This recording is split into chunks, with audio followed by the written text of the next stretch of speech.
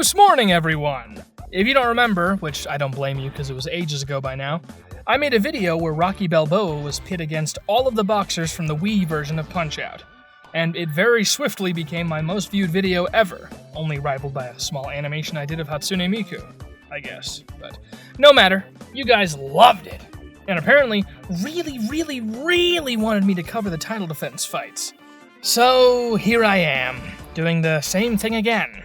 This time around I won't be reintroducing every boxer again, or even Rocky himself, because I don't want to waste your time. I'm just going to go over how each boxer has changed from their original fight into title defense, and how much I think their upgrade increases or decreases the challenge Rocky will be facing in their rematch. This video is going to be significantly shorter and less verbose than the original, by the way, since a lot of these boxers are similar to their original iterations. And if you need a refresher, there are two places to go. The original video, or the Punch-Out Wiki. Anyways, no more dilly-dallying. Let's get Rocky back into the fight for the rematch of the century. Glass Joe? What kind of name is that? Glass Joe, ladies and germs. In the time between his original fight and now, Glass Joe went to the doctor. He's got himself a nice piece of headgear, which he earned the right to wear after his 100th loss given to him by Little Mac. And I mean, that's cool and all, but I mean, it's still Glass Joe. There's not much you could do that would make Glass Joe a formidable opponent. Like maybe give him a gun in a boxing match, but I can't think of much else. Though Glass Joe's improved reaction time to random punches, as well as being completely immune to face punches, could prove troublesome at first. I imagine Glass Joe might get a free punch or two in while Rocky realizes this fact, but after that, he's getting slammed. I would still give Rocky like 100% win rate against Glass Joe. So, in retrospect, his headgear doesn't really make a difference. Sorry, Joe, you're getting left at the bottom spot once again. Poor guy. You got to butter Kaiser up with your jab, and then toast him with your star punch. Von Kaiser! Now we get to a boxer that actually has some substantial upgrades to him, if you can call them substantial. The only thing that Von Kaiser did was just get more aggressive? I'm not sure. It seems like he locked in. I figure this is the level of strength he was at before he got traumatized via assault by students, which is an interesting idea. It makes me wish Punch-Out had more of a fluid circuit system, where you could see characters rise and fall in the ranks in real time. Glass Joe would have to stay at the bottom though, certainly. Okay, I'll stop ragging on Joe for now. Von Kaiser is a little more aggressive, and is more attentive to avoiding errant punches, so Rocky would need to watch out for this twitchy fella. He also happens to have an ace up his sleeve, the Windmill Haymaker.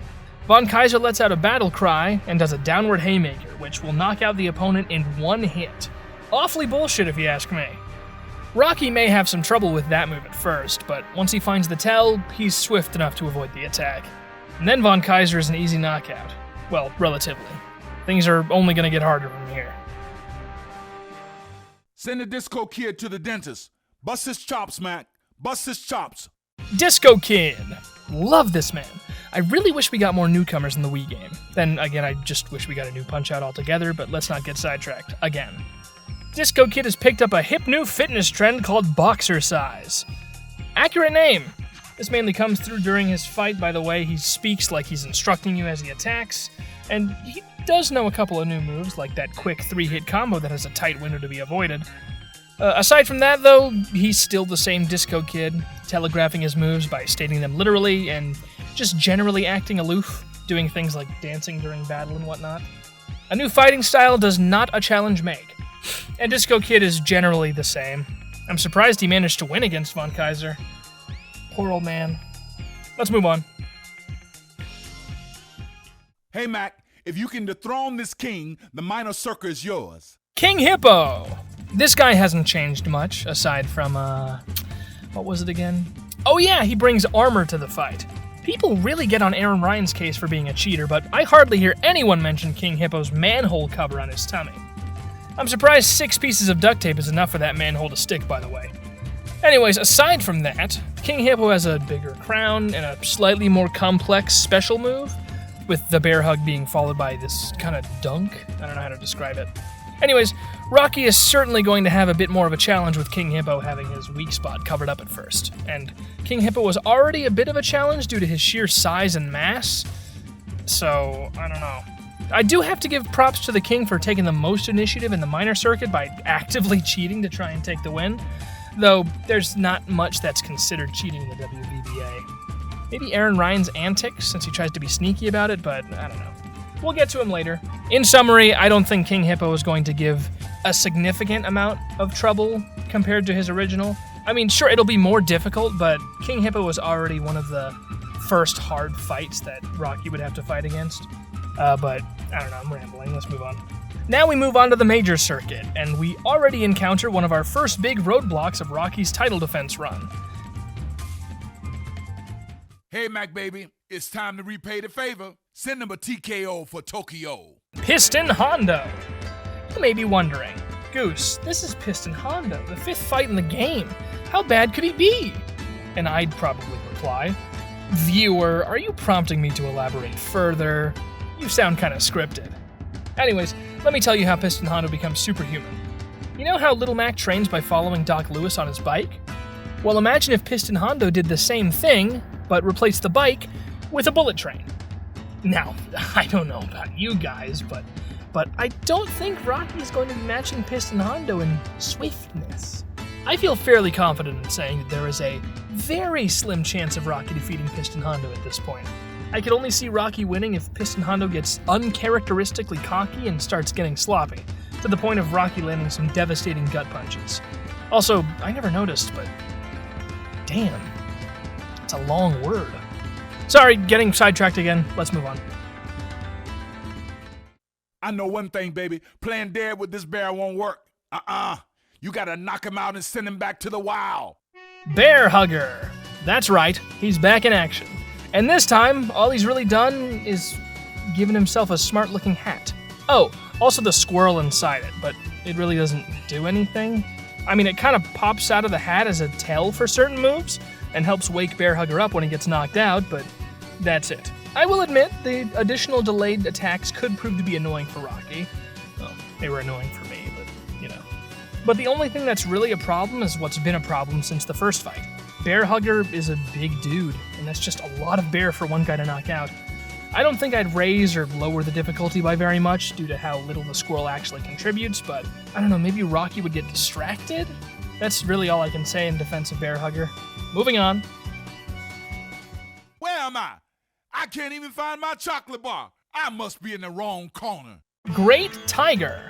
This gentleman has upped his range in the arcane arts. By that I mean his turban flashes different colors rather than the same color every time. Okay, it also does give him some more unique and dangerous attacks, and there's also that move he does where he goes out of his mind with the magic stuff and releases a barrage of magic clone attacks. It's pretty hectic, I'd say, most definitely to Rocky, who doesn't often fight against magicians. He probably had quite a spell of trouble with the original magic, but these more complex techniques could prove to be even more confusing for Rocky. I'd say the title defense fight would be substantially more difficult. Not significantly, but substantially. For some reason, substantially feels like much less harsh of an adjective compared to significantly. How many irrelevant grammatical tirades have I gone on in this episode? And when have I ever said a sentence like that when not in the script? Man, I gotta focus. Let's continue. Hey, Mac baby, remind me to pick up some milk after the fight. Don Flamenco. Not much has changed for this guy, aside from getting more aggressive due to heartbreak. He's faster, stronger, and craftier. He's quite straightforward compared to the rest of these boxers. I imagine other boxers may have some trouble with this increase in aggression, but Rocky... Well, actually, Rocky would probably be alright for the most part. I'll be honest, I just didn't want to leave Don Flamenco with like 10 seconds of dialogue, so I wanted to give him some credit. Could you imagine how enraged he'd get in this fight if you knocked his toupee off? Well, actually, everybody already knows it's a toupee, so I don't know how much more angry you could get. His secret's already out, so maybe you can just get a little more annoyed. I don't know. Anyways, that's the major circuit taken care of, so let's move on to the world circuit. This is where we get into the real hurdles for Rocky.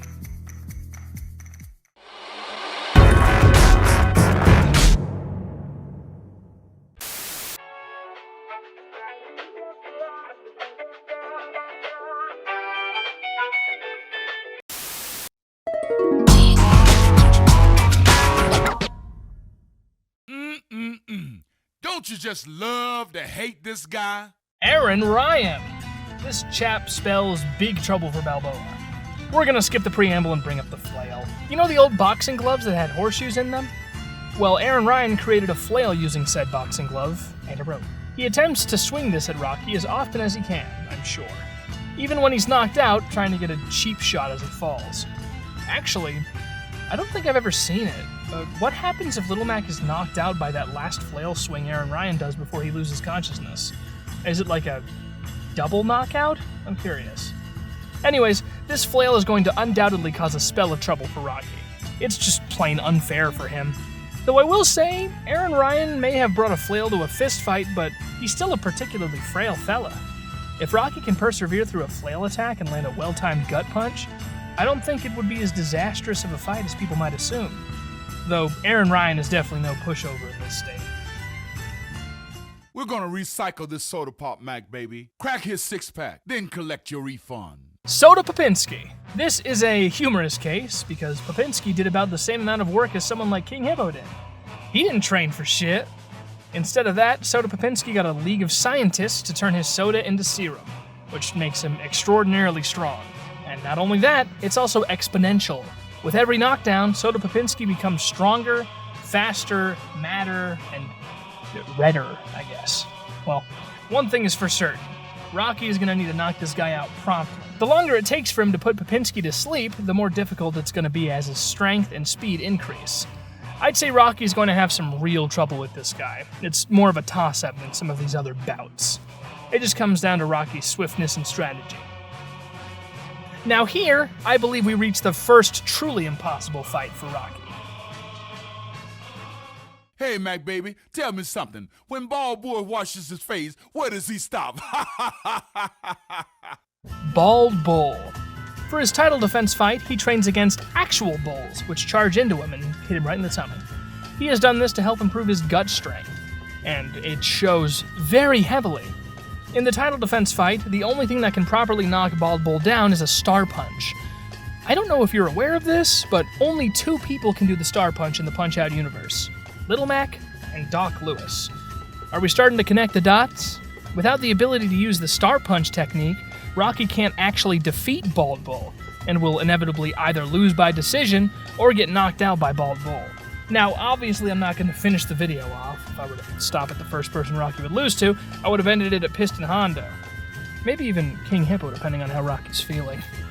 Anyways, that's the glorious impossibility of Bald Bull, so we can move on now. Let's give this goose a gander. Show the fans why they ought to cheer for Lil Mac. Super Macho Man is back, and goes down a similar route as Don Flamenco. He gets very, very jealous of Little Mac and does, some kind of training. Beating up a punching bag with a photo of Little Mac's face taped on it counts, right? Anyways, Super Macho Man is faster and stronger in this bout. He also taunts more often, I assume to try and build his reputation back. I don't think there's anything here that will make the fight inherently more troublesome for Rocky than the last fight. It's just more difficult in general. I still think it's a tough fight, but not for the same reason like Aran Ryan or King Hippo would be in the cheating sense. I'm surprised Super Macho Man doesn't cheat, honestly. Something involving blinding you with a photo flash would make sense to me. He seems like jealous enough a person to resort to something like that. I'll just save that for my own Punch-Out fan game that'll never get made, I guess. You know what they say, Mac? Second place is the best of the rest. Finally, we have reached the heavyweight champion yet again, Mr. Sandman. And my verdict is still the same. Mr. Sandman didn't do any particular training between his career fight and title defense, so that leads me to assume he's always been able to punch down a building. Sandman is a beast of a man, like he always was, and Rocky is going to have just as difficult of a time against him as he did in the original video. I hate to leave it on such an anticlimactic note, but that's really all there could be. I explained my reasoning well enough in the original video, so if you saw that, you know why I can say with confidence that Rocky has a very, very, very low chance of victory against Mr. Sandman. But I don't want to end it off on such a boring note. So now that we've reached the end of the actual title defense fights, I figured I'd finally clear the air about the last opponent in the game, because apparently my statement at the start of the first video was not enough.